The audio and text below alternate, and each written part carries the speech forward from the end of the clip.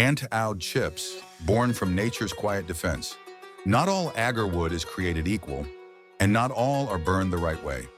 In this short guide, we'll show you how to choose and burn true Ant Oud, the way it was meant to be enjoyed.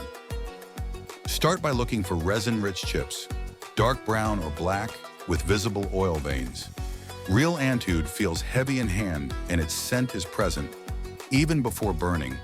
When split, the interior should be dense, not dry or dusty. To unlock the full aroma, burn gently. Use a charcoal burner or a temperature-controlled electric plate. Never let fire touch the wood directly. Slow heat is key.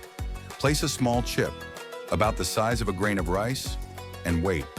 The scent will rise slowly, earthy, sweet, and warm. No sharpness, no smoke irritation, just pure calming out. Burning out is not about scent, it's about stillness, memory, and connection. If you haven't tried real Ant Oud, now is the time.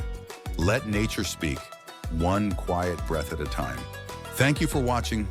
Don't forget to like this video and subscribe to our channel. Goodbye and see you in the next video.